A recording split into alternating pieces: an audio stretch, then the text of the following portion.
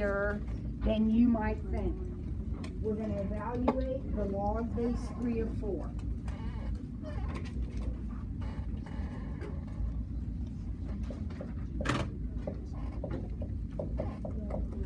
So I'm going to set it equal to x just so I can say, okay, this, I want to know what this thing equals. Now, I'm going to go through this first one like the real way, and then we're going to make an observation, and you're going to see how quick and easy these problems can be if you can remember this little trick that will always work. So, here is the actual way to do the problem, the real way. You look at this and say, okay, I can't do base 3 logarithms, so I'll rewrite it. 3 to the x equals 4. Now, that is something we have talked about over and over, and it's important. Sometimes that is what you're going to have to do. 3 to the x equals 4. Remember that translation? Now, I'm going to take the logarithm of both sides. You're thinking, well, what are you doing that for, Mrs. Ford? You had a logarithm, you got rid of it, and now you're putting it back in. Well, now I'm putting in log. What's the base here? 10. And why is that special to me? Because it's a button on my calculator. This is not a button on my calculator. So I got rid of the bad base. I put in the new base. Now, the last time we were together, we learned that exponents become coefficients. So this is x log 3 equals log 4. Now, I know some of you, it's been a week. So some of you haven't looked at this in a week, and you're thinking, what is she doing? You need to go back and review those previous sections. Take this exponent off, and then divide. So what I am going to end up typing into my calculator is the log of 4 divided by the log of 3. So let's do that first, and then we'll make an observation. As soon as you press the log button, kids, you're going to get a parenthesis here. Make sure that after you type 4, you close those parentheses. If you forget to do that, you're going to miss it. So we're going to type log, the parentheses come up automatically, put in 4, close the parentheses, divided by log 3. Did you get 1.2619? Now, why did I round it off to 4 decimal places? Because that's what the directions said. They said round off to the nearest 10,000. That's 4 decimal places. Now, every single problem on this page, well, A through F, can be done that way. Okay? Now I want you to notice something. This was the original problem, or actually, let me get rid of all this stuff here. This was the original problem. Notice this is what I ended up typing in. The log of 4 over the log of 3. That will happen every time. So if you wanted to, when you look at the next problem, letter B, it says the log of 7, or the log base 7 of 11. Now look what we typed in here. What do you think that's going to end up being? The log of 11 divided by the log of 7. And you'll never get those two numbers confused, I hope, because if you draw a line in here, this one's above this one every time. So it's always going to be the log of the top number over the log of the base. So I type that on my calculator. Log 11 divided by log 7. And I got 1.2323.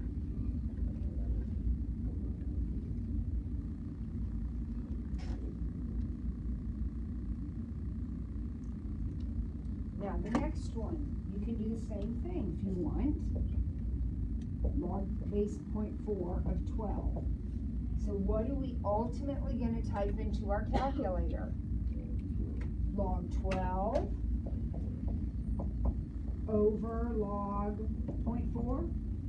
And again, envision a line right across there separating those, the top from the bottom. So it's the log of the top one divided by the log of the bottom one. So log 12. Did you get a negative number this time? That's okay. Negative 2.7119. I think it's about 24.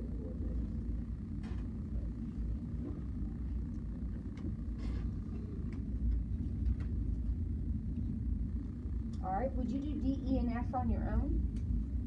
Those of you without a calculator are just going to have to sit there and wait a minute.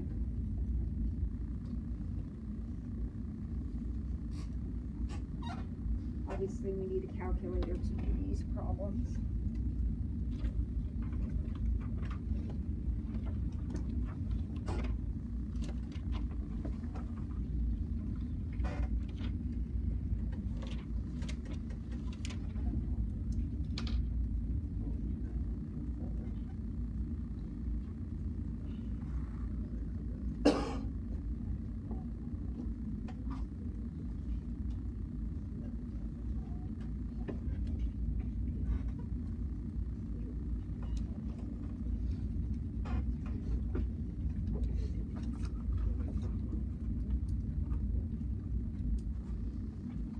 Okay, anybody got an answer to D? Point 3263. Yep, good. 0.3263. Anybody have an answer to E? 1.7959. 1.7959. Perfect. And F? 6.4919. Everybody okay with that? All right, formally that's called the change of base formula, but you don't need to know that. I mean, you can if you want. That's called the change of base formula. But what you're doing is evaluating different bases of logarithms by changing them into LOGs. Okay, now we're going to look at our book on page 318 and do 2 problems on this page, and then we'll be ready to move on to the next section. So we're 2 problems on page 318.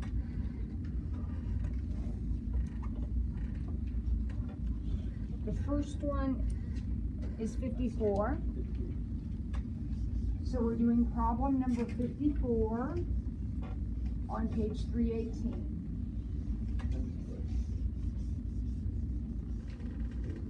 Anybody have a book today? Oh, Ellie's got one. Good. Oh, Alex has got his now. Yay. Eric's got one. Oh, Scotto's going to drag it out now.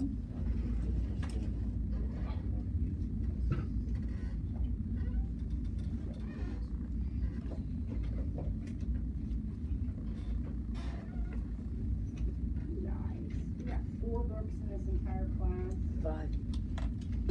Get it out. Open it up to the right page. Good.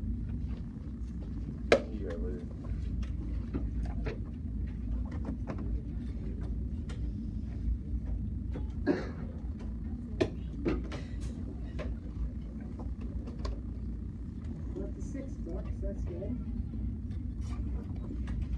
7. Who's 7? You guys just wait on personal invitations to get them out? I was finishing that problem. Go big bag.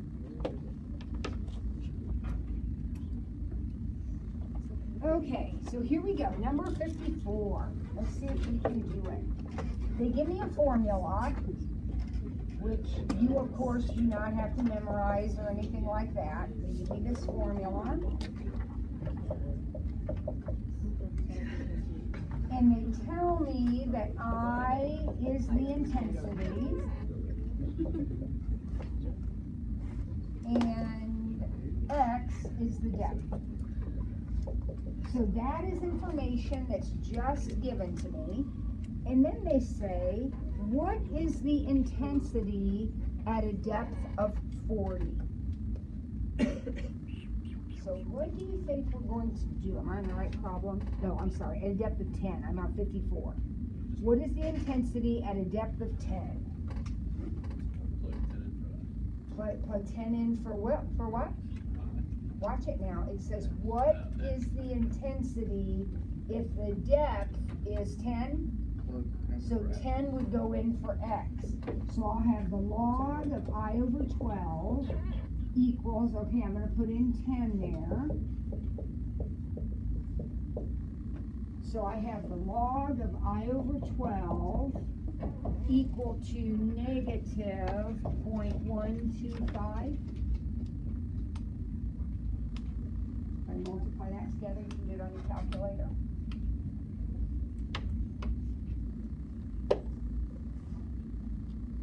Oh, this is trouble. How am I going to figure out I? Multiple. Oh, it would be awesome to multiply by 12, and eventually I will, but I can't because of that log. I gotta get rid of that log. To E. The base here, you're on my track. The base here is 10, right? Now, if it were an ln, the base would be e, but this is a log, so the base is 10. Now I'm going to do my translation that we just talked about. This is going to translate into what? 10 to the negative 0.125 power equals I over 12. One thing that you cannot forget, guys, is this translation rule. 10 to this power equals this number. Every time you've got to be able to translate that. Now, can I type this in on my calculator? Can I raise 10 to that power? Sure I can. Once I get 10 raised to that power,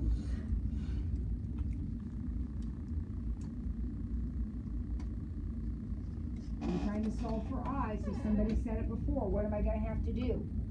Multiply it by 12, and the answer is about 9 lumens. When I round that off, it's about 9 lumens.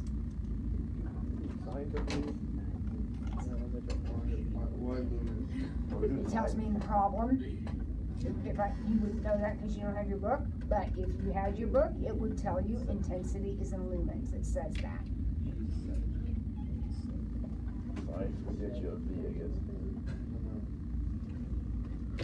All right, one more on that page, number 52.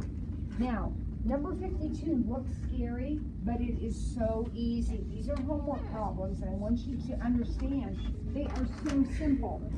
52 says, all right, here's this scary looking formula.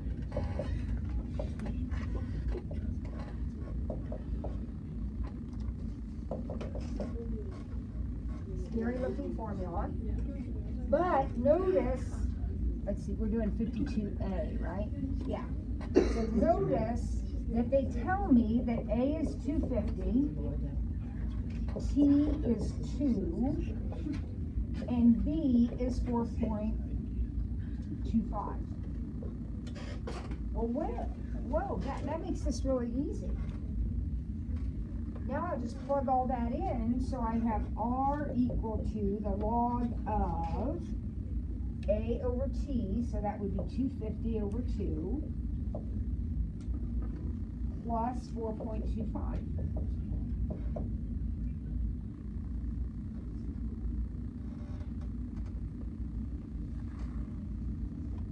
Right? Now I'm just going to type that in on my calculator. Can I type the log of 250 divided by 2?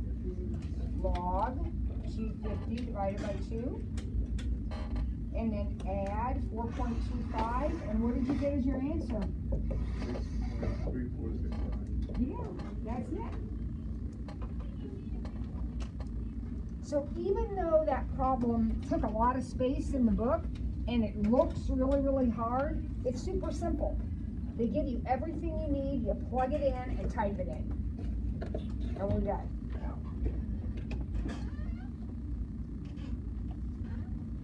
Okay?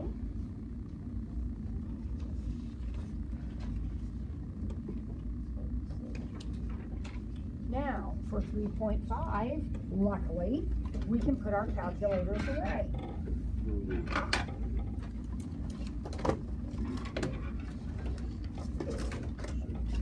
Look at problem A, guys.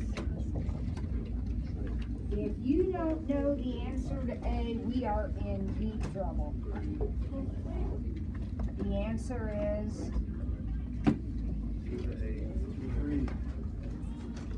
3. 2 to the third. And the reason we know it's 3 is because 8 is 2 cubed, right? And if 2 to the x equals 2 cubed, then x must equal 3. Now, you don't have to write anything down for that problem, but that's kind of the thought process. 8 is 2 cubed. Now, the reason I wanted to kind of go through the thought process is because now we've got this one. Now, before you jump in and do something, we probably ought to take care of that 3 out there in front. What do you think we'll do with that 3? We'll divide it. So I'll divide both sides by 3. We need to get rid of that 3. So we have 4 to the x equal to, what's 48 divided by 3? 16. Now can you tell me the answer? X must equal 2, because 16 is 4 squared. Now there's another example of a terrifying problem that's really simple, if you take it a step at a time. How about C? C is a little bit tougher.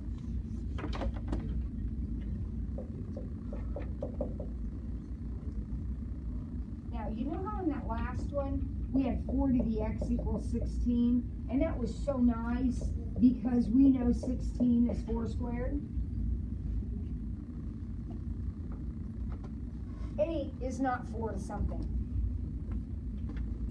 However, 4 and 8 can both be broken down to 2. So I'll think of that 4 as 2 squared. So I'm just going to replace 4 with 2 squared. And then what's 8? 2 cubed.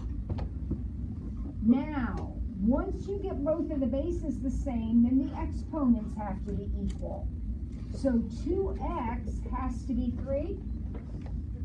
See how that works? Which means x has to be 3 halves. So the answer to the question was 3 halves. And we did that by recognizing that 4 is 2 squared and 8 is 2 cubed.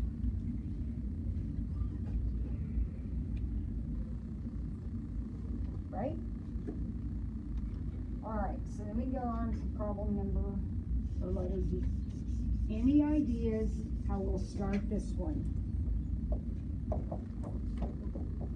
Somebody said divide by 3, and you were exactly right. We're going to divide both sides by 3.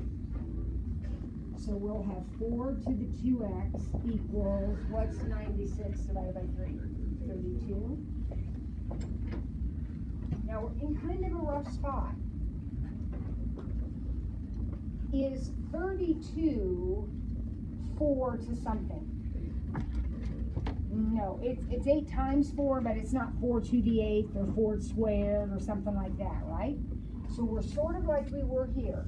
What did we do here when we couldn't make these two match? We turned them both into 2's. 4 is 2 squared, so we can do that. So this is 2 squared. Anybody know what 32 is? 2 to the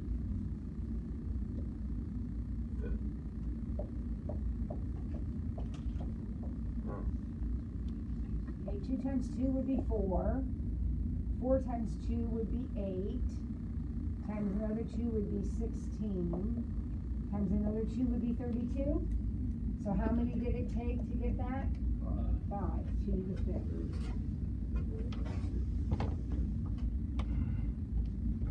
If we don't know that 2 to the 5th is 32, that's okay. Probably at this point we should. But if we don't, we can figure it out, right? We don't sit there and let somebody else do it, or we don't guess. We figure it out. All right, so we've got, oh, now they're both 2's. So now my exponents match. So 4x equals 5 and x equals 5/4.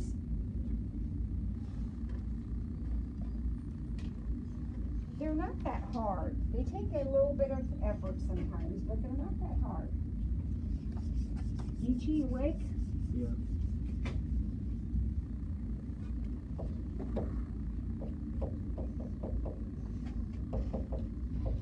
Your brother asked me yesterday if I liked you. I said, I like Ichi. Sometimes you make it hard. Put your head down. All right, step 1, here we go. Looks hard, like a hard problem. Here we go. What do we do? Divide by 2. We got that part down. So 5 to the x over 3 equals 125. Now, is there anything special about 125? It's 5 cubed. 5 times 5 times 5. So 5 to the x over 3 equals 5 cubed. And again, I know several of you knew that immediately. You said 125 is 5 cubed. That's how it should be. If you're one of the people that doesn't know that, you gotta figure it out. We have to have these two things matching so that we can set our exponents equal to each other. That's the key. So I got 9. Did you?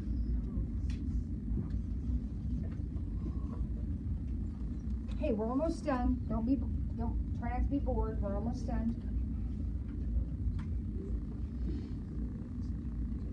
How you would ever find me boring, I don't know, but some of you do, I think. Here we go. Look how hard this problem looks, but you're going to make it easy because you're going to start by dividing by 2. Now, remember, your job is to make these two numbers match. Can you make a 9 and a 27 match? If you change them both into Mason. I don't care about that right now. I'll let you go when it's time to go. Right now, you're focused on solving exponential equations. So the suggestion has been made, look, 9 and 27 aren't the same. Let's turn them both into 3's. So see this 9 right here? I'm turning him into 3 squared. And see that 27? I'm turning him into 3 cubed.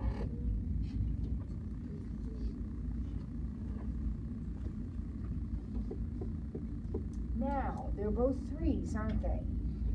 So we can set these guys equal. Now be careful here. That's going to be 2x plus 6. That's a distribute. Equal to 3.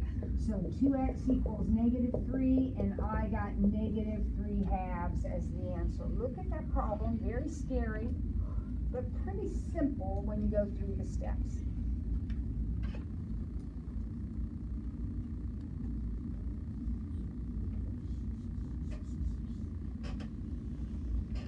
All right, take a minute on G. See if you can get G on your own.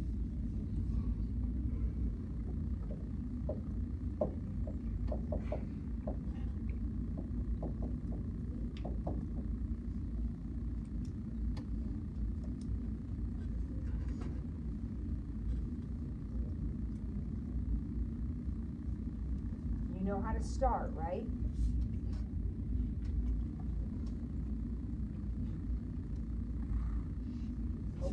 What do we do first? Divide by 36. And when you divide by 36, what does that leave you with over here? 1/4. Now, you have to make these two numbers match. Can you make a 1/4 into 1/2 to something? What would 1/4 be? Square. 1/2 Square. What's 1/2 times 1/2? 1/4, yeah, 1/4. Now, once they match, you can set your exponents equal. X over 4 equals 2 and x equals 8. Did anybody get that on your own? Scotto, good job. Anybody else get that?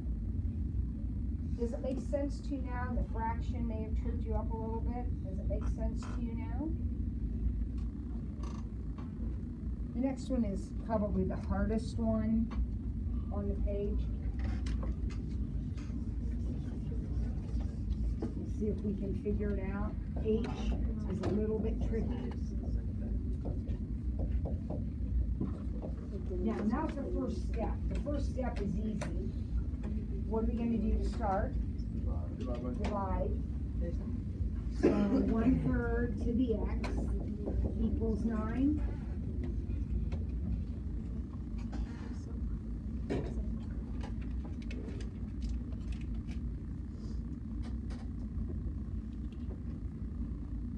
They don't match.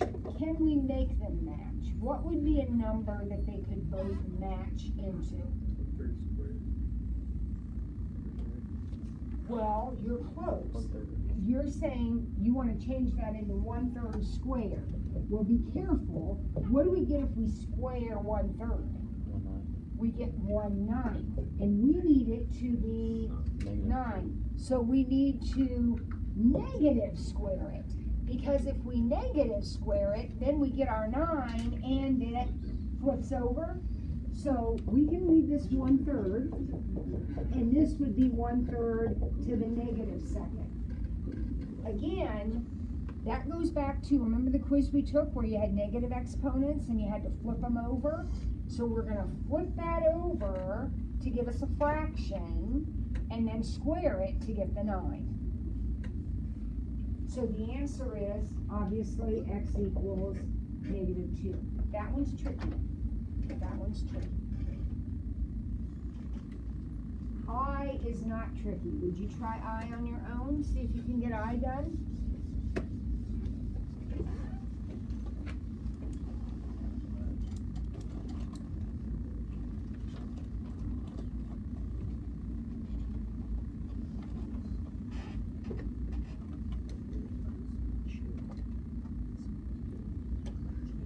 That was a mental thing.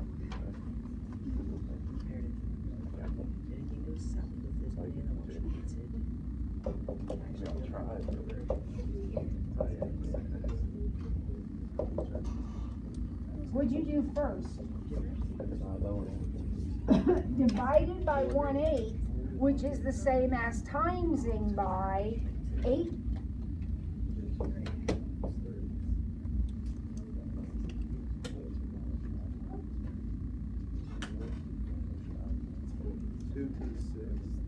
Very good, Jonathan.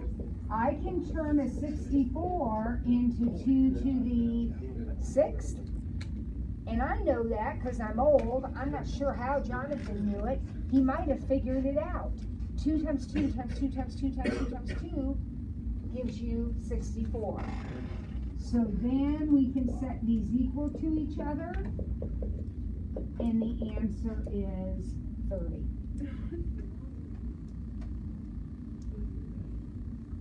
Right? Okay. All right, very good. Now we're going to take a quick look at problem set number 2, because these actually tie into what you just did. So if you take a deep breath and give me 7 more minutes of your attention, that would be awesome. Log base 7 of 49. Now you're looking at this saying, this is 4, this is not the same as what we just did. Right, Avery? This looks very different.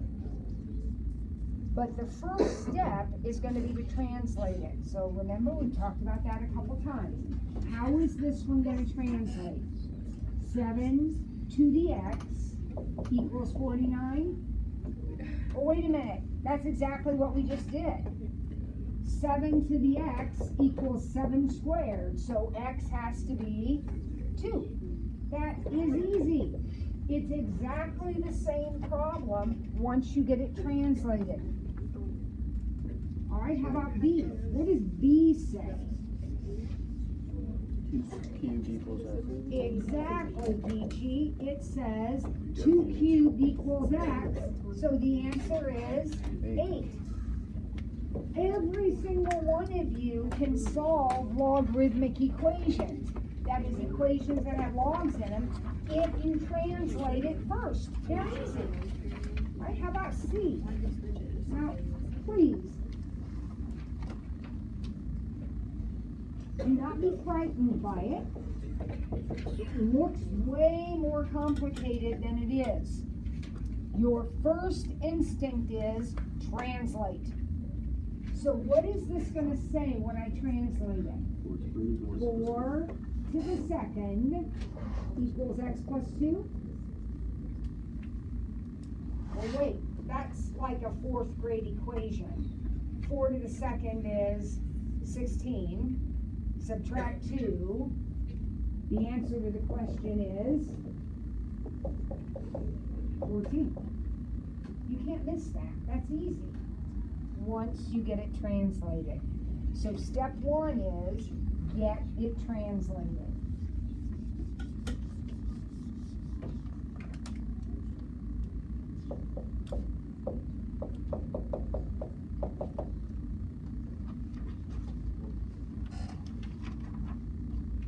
Here we go.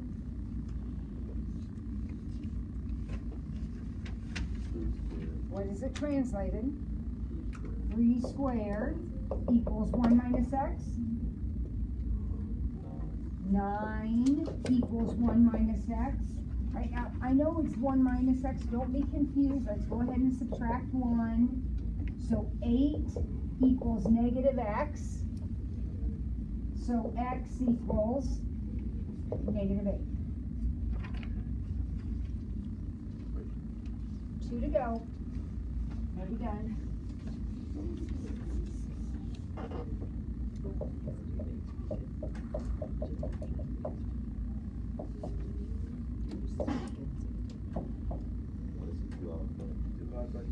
Divide by 2. We're going to divide by 2. That 2 out in front has got to be dealt with.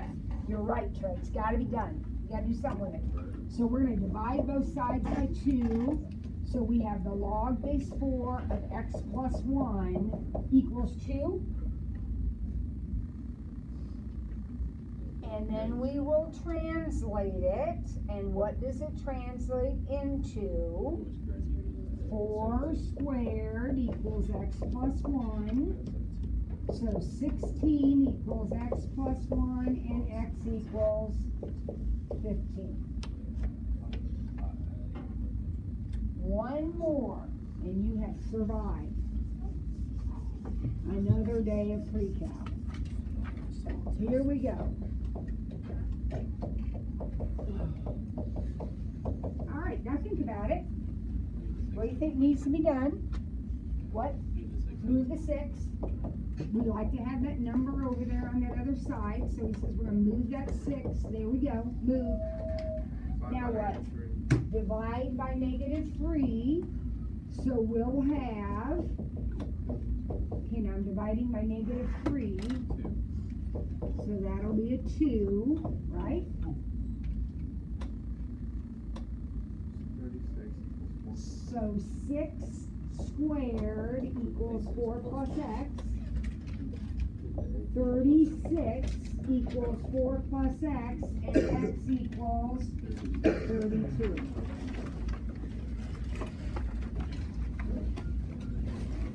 You should now be able to do all of 3, 1, 3, 2, 3, 3, 3, 4 in the first part of 3.5 in terms of homework. Okay?